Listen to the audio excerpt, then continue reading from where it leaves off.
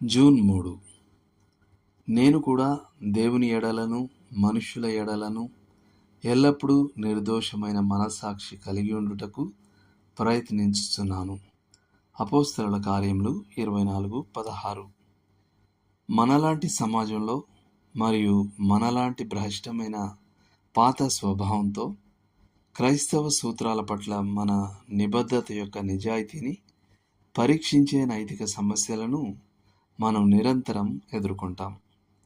ఉదాహరణకు, విద్యార్థి తన పరీక్షల్లో మోసం చేయడానికి శోధించబడతాడు.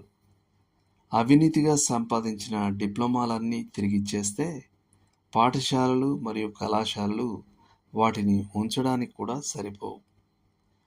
పన్ను చెల్లింపుదారుడు తన ఆదాయాన్ని తక్కువ చేసి చూపడానికి, తన ఖర్చులను ఎక్కువ చేసి చూపడానికి, లేదా కొంత సంబంధిత సమాచారాన్ని పూర్తిగా దాచిపెట్టడానికి ఎల్లప్పుడూ శోధించబడతాడు.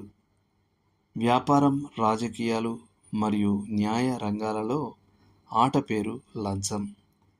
న్యాయాన్ని వక్రీకరించడానికి లంచాలు ఉపయోగించబడతాయి. ఆర్డర్లు పొందడానికి బహుమతులు చేతులు మారుతాయి. కిక్ బ్యాక్లు అంటే లంచాలు వ్యాపారాన్ని కొనసాగిస్తాయి. పే ఆఫ్లు అంటే లంచాలు తరచుగా తీవ్రమైన, కొన్నిసార్లు హాస్యాస్పదమైన డిమాండ్లు చేసే స్థానిక ఇన్స్పెక్టర్లను శాంతింపచేస్తాయి. దాదాపు ప్రతి వృత్తిలోనూ అవినీతిగా ఉండడానికి దాని స్వంత ఒత్తిళ్లు ఉంటాయి. స్పష్టంగా తప్పుడుపోయిన బీమా క్లెయిమ్లపై సంతకం చేయమని క్రైస్తవ వైద్యుడు కోరబడతాడు.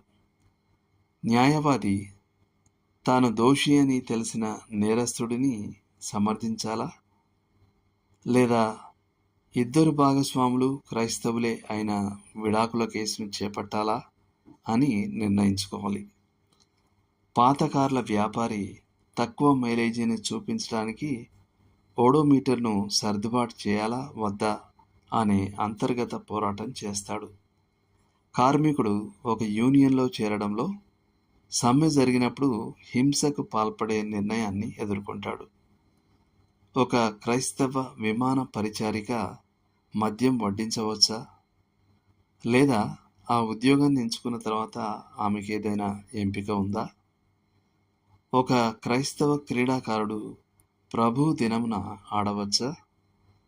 క్యాన్సర్కు కారణమవుతుందని తెలిసిన సిగరెట్లను ఒక క్రైస్తవ కిరాణా వ్యాపారి అమ్మవచ్చా? ఒక క్రైస్తవ శిల్పి ఒక నైట్ క్లబ్ను లేదా ఆధునిక ఉదారవాద చర్చి భవనాన్ని రూపొందించడంలో ఏది అధ్వాన్నం? ఒక క్రైస్తవ సంస్థ ఒక మద్యం తయారీ సంస్థ నుండి బహుమతులు స్వీకరించవచ్చా? లేదా క్రిస్మస్ సమయంలో పాపంలో జీవిస్తున్న ఒక క్రైస్తవుని నుండి, లేదా ఒక కొనుగోలుదారుడు తన సరఫరాదారులలో ఒకరి నుండి ఒక నారింజ పండ్ల పెట్టె లేదా జామ్ల పెట్టెను స్వీకరించవచ్చా? నిర్ణయించడానికి ఉత్తమమైన నియమం మన వాక్య భాగంలోనిదే. దేవుని ఎడలను మనుష్యుల ఎడలను ఎల్లప్పుడూ నిర్దోషమైన మనస్సాక్షి కలిగి ఉండుట. దేవుడు మిమ్మల్ని దీవించునుగాక.